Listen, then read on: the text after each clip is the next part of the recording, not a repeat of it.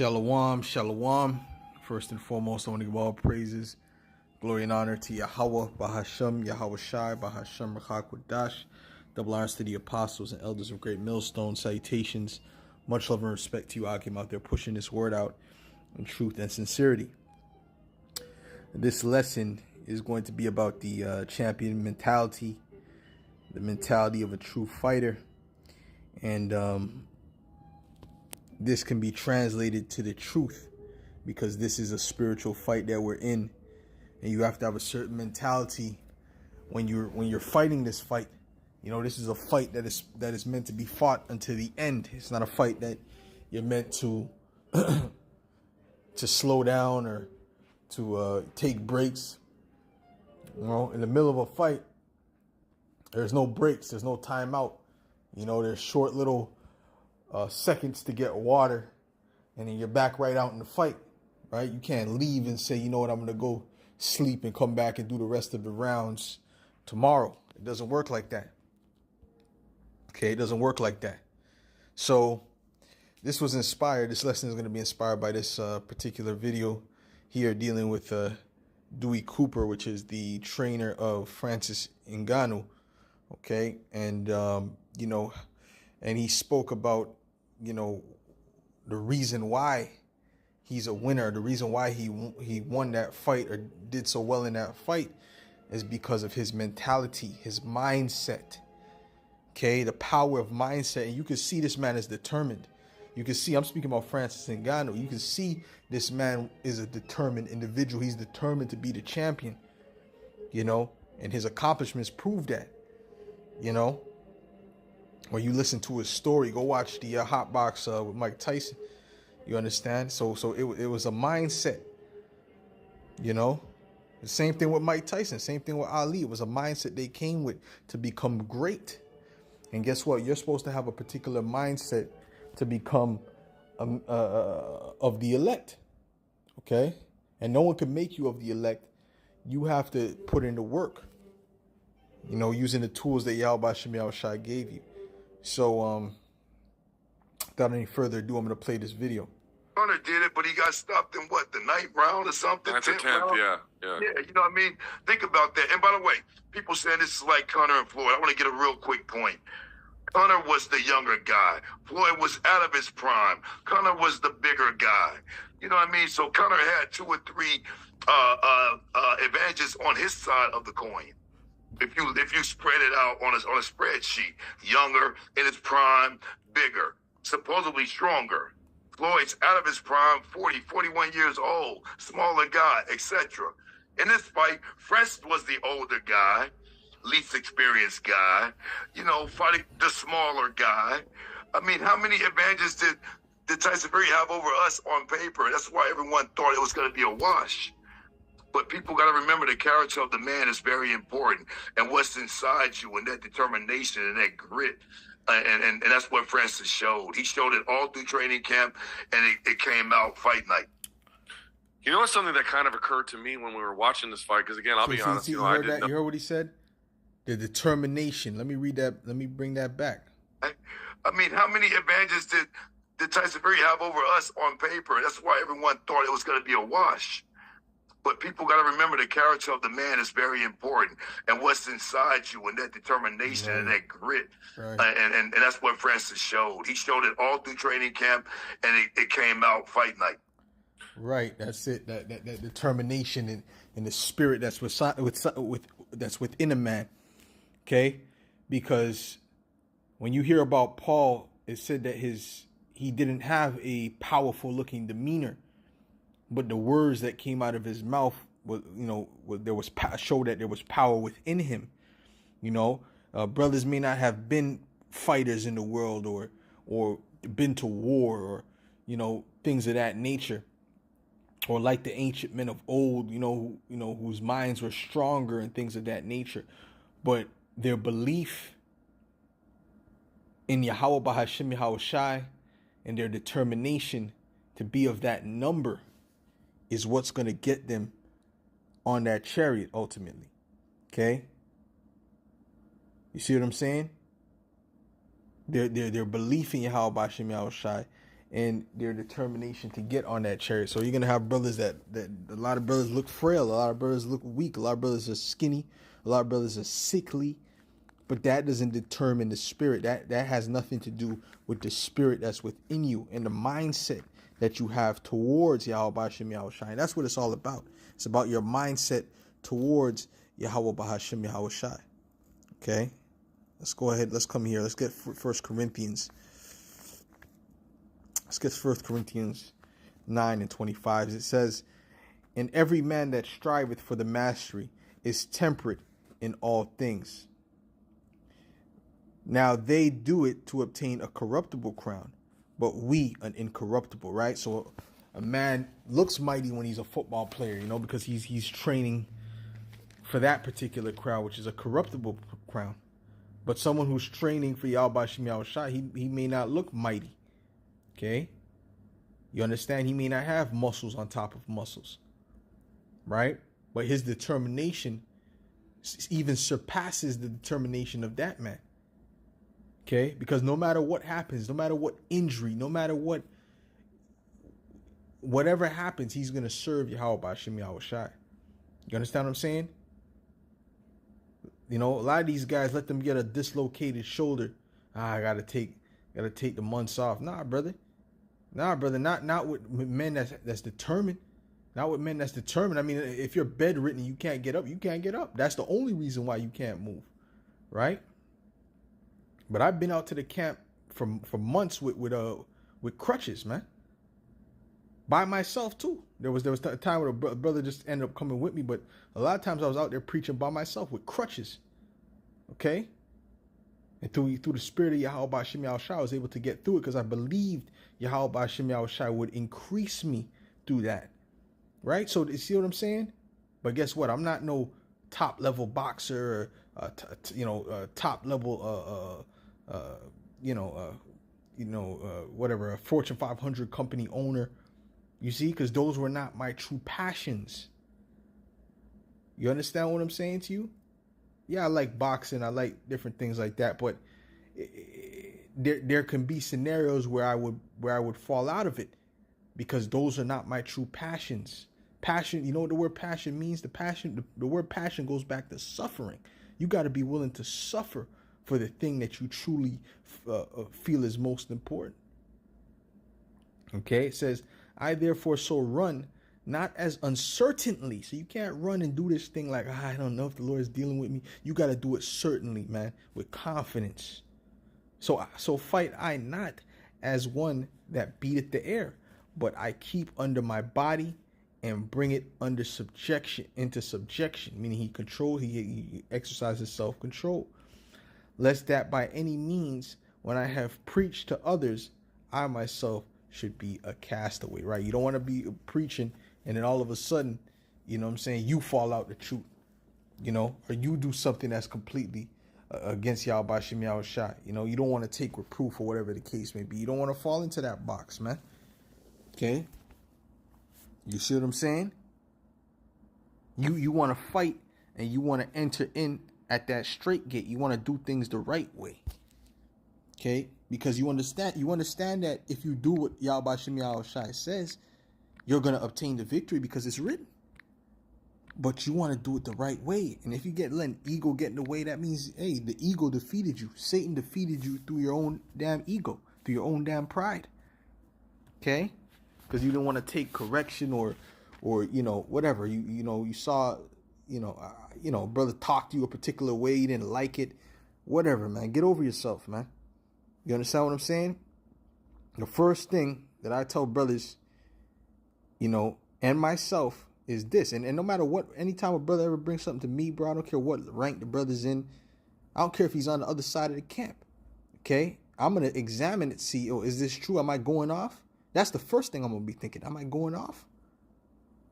And then I'll process everything else, man. But the first thing is to look at myself. Because I know, that, if there's something wrong, I would like to correct it. You understand what I'm saying? That's the mindset to have. You can't lose with that kind of mindset. You see what I'm saying? That goes back to what? The fear of the Lord. This is Luke 13:24. It says, "Strive to enter in at the straight gate. For many, and the straight gate means a position of difficulty. For many, I say unto you, will seek to enter in and shall not be able. Because many are going to try to enter in at the straight gate, okay? Or enter in at the gate, period, and not be able to get in there because they're not coming, really because they're not coming in at the straight gate ultimately. They have ulterior motives. Ultimately, they're not applying Yahweh Shai. They're not applying the scriptures, okay? You see what I'm saying? It's more than just teaching. You got to apply the scriptures. You have to apply this. You have to be a brother. You have to show brotherly love. All of these, listen, first of all, that's what the Lord said all the law hangs on. Okay?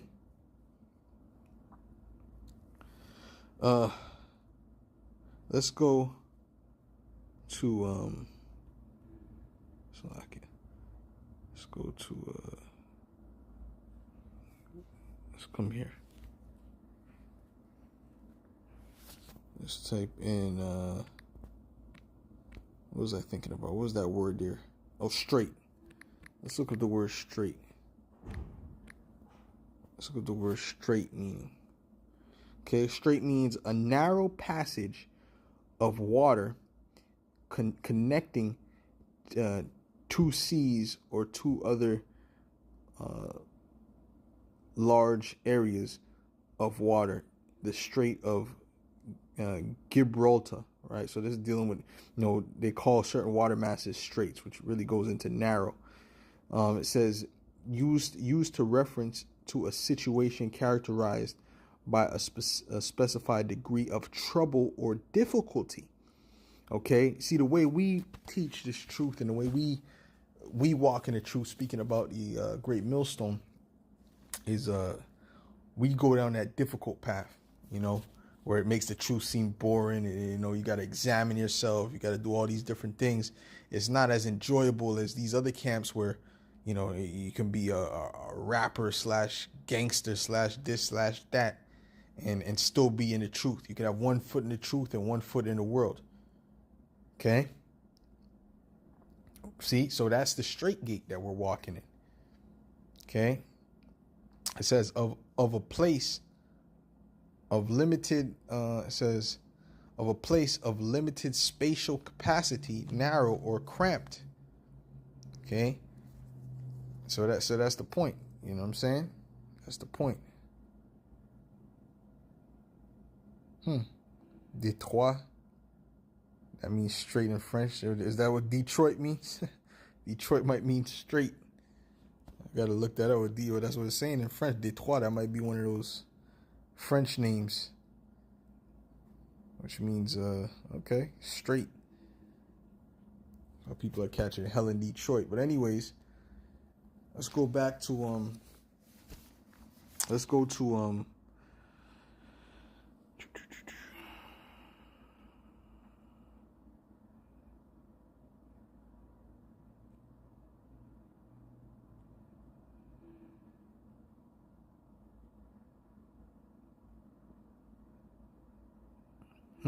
Let's read this. Let's continue.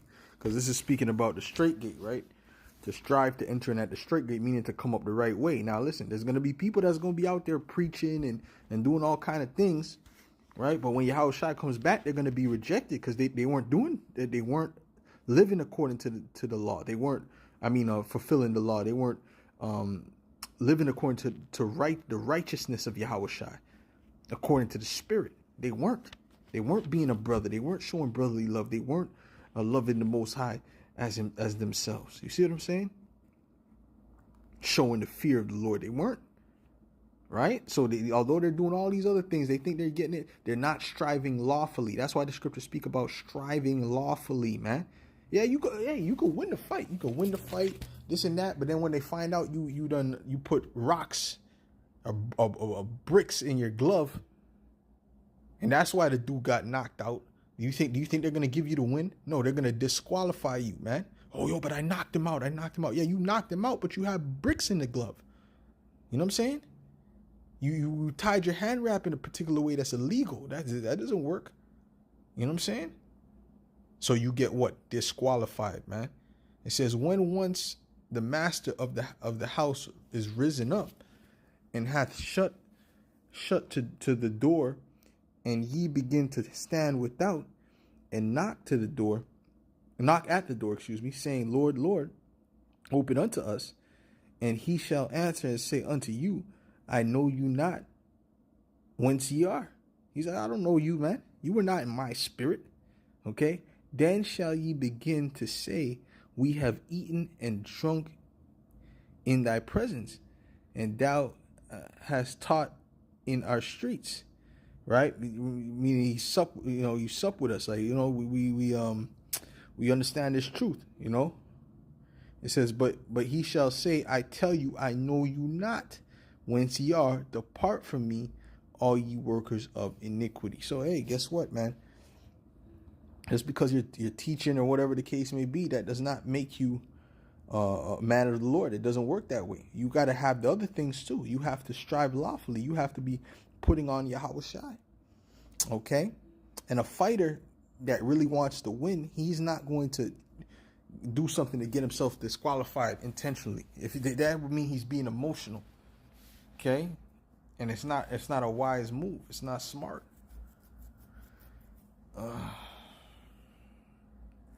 Okay. Let's go to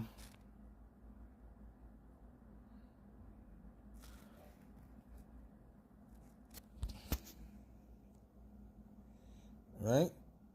So we know that if we do the things that Yahweh Shai says, and we do it the right way, that there's a reward. Point blank, period. No, there's no other way. There's no other way to look at it.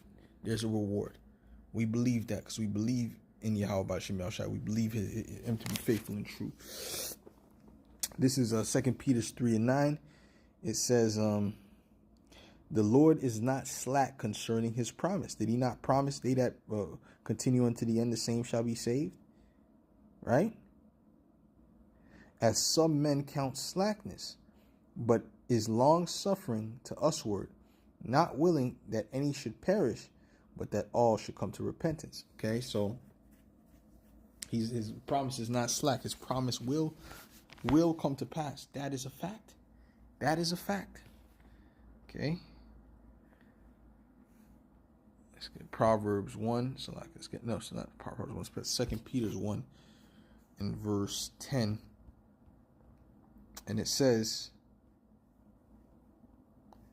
wherefore the rather, brethren, give diligence to make your calling and election sure. For if ye do these things, ye shall never fall. Okay, let me read this in the NLT. It says, so dear brothers, and it says brethren, dear brothers, work hard to prove that you really are among those the Most High has called and chosen. Do these things and you will never fall away. Okay? So you got to put in that diligence, man. You got to put in the work. You got to, do your lessons, be on the highways and the byways. But other than that, it's not just that. It's not just that. Oh, he does a million videos. It's not about just doing a whole bunch of videos either. Right? You have to be a brother. You have to put on your Yahweh Shai. You have to mortify your members. There's a lot of things to this truth, man. Okay? It's simple, but it's multifaceted, man. You understand what I'm saying? Okay? So you do these things, but you do these things, with diligence, meaning to what does it say? Early, or with haste. Actually, with haste is one of the descriptions. Okay? With haste, meaning what? A sense of urgency, man. A sense of urgency. That's why the scriptures say, put not off the Lord day to day. You have to have that sense of urgency when it comes to Yahweh Shem Yahushai. This is what we have to practice in. Okay? This is Proverbs 3:17. Okay? It says Proverbs 3:17. It says, her ways are of pleasantness, and all her paths are peace. She is a tree of life to them that lay hold upon her. And happy is everyone that retaineth her. Speaking of wisdom, Yahweh by wisdom hath founded the earth. By understanding hath he established the heavens. By his knowledge, the depths are broken up, and the clouds drop down the dew. My son, let not them depart from thine eyes. Keep sound wisdom and discretion. So shall they be life unto thy soul, and grace to thy neck. Then shalt thou walk in thy way safely. Thy foot shall not stumble, right? Then you'll have that mentality of, listen, I'm confident that I'm going to win. I'm confident that I'm going to make it to the end. You got to have the mindset, you're confident you're of the elect. And if you're confident you're of the elect, there should be nothing that could happen to you in your mind, nothing that could happen that would deter you from serving Yahweh Hashem Yahushai. Your mindset should be death is better than to fall off from the truth. Point blank, period. That should be your mindset. If you truly believe that, right? Said, then shalt thou, which Paul said is good to be, when you absent from the body, you're present with the Lord. He said that was a good thing. Paul was with it. Okay, Paul was ready to die. All right. It said, let me continue this. It says, so shall they be life unto thy neck, unto thy soul, and grace to thy neck. Then shalt thou walk in thy way safely, and thy foot shall not stumble. When thou liest down, thou shalt not be afraid. Yea, thou shalt lie down, and thy sleep shall be sweet. Woo, you should be sleeping sweet, knowing that you're serving the Lord, knowing that you're doing the things that please Yahweh Hashem Yahushai. Be not afraid of sudden fear, neither of desolation of the wicked when it cometh. For Yahweh shall be thy confidence, and shall keep thy foot from being taken. Hey, point blank, period, man. Okay, so our confidence is supposed to be in Yahweh Hashem Yahushai. You see? And that goes into what? Isaiah 33:6, right? Wisdom and knowledge shall be the stability of thy time. Right? The fear of the Lord is his treasure, man. So we have to constantly be in that mindset. Here, see, I had this little article. I want to just go through the points of the article. It says the hallmarks of a true warrior. Okay, and like I said, we're spiritual warriors. It says sees obstacles as challenges. Okay, and we're gonna go through. No, let's start with this one. Takes the harder path. The harder path is the straight gate. Okay, the way you know is right, but yes, it's harder, but it's the right way. It's the correct way. Okay, sees obstacles as challenges. The Lord's gonna put you through challenges. Gonna put you through obstacles to see what you're gonna do. If you're gonna fold, if you're gonna cleave unto Him, if you're gonna bitch up. Okay. Because if you get the obstacles, yeah, I'm still in the truth, but then you start getting lackluster. You start basically diminishing. Stop doing your lessons. You stop doing this. Stop communicating with brothers. You just stop. You just start diminishing, right? Because you're catching a little bit of hell. You got a boo boo, right? The Lord is looking at that as basically, man, you're failing the mission. If you go and you press harder, or whatever, you keep going with that tribulation happening, the Lord is well pleased with that, man. Okay? So it doesn't give in to fear, right? We shouldn't be fearing either. Whatever situation we're in, you should have the mindset, seek ye the kingdom of heaven, and all these things shall be added unto you.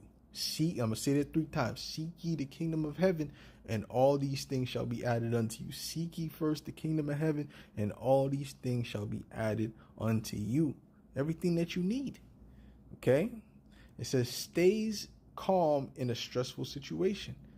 Right? Because he's stable of mind, because he has this truth. He's serving Yahweh Hashem Yahushai.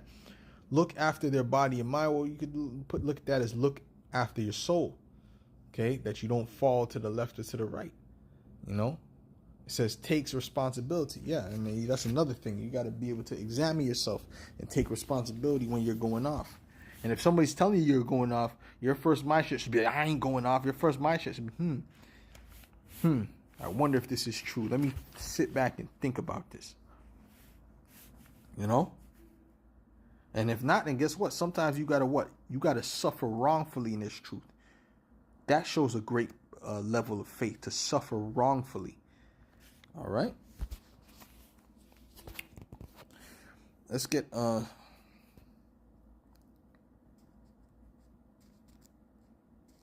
mean, that's pretty much it, man. That's pretty much it. Matter of fact, let me end it off on 2 Timothy's 1 and 12. Let me end it off on 2 Timothy's 1 and 12, bro.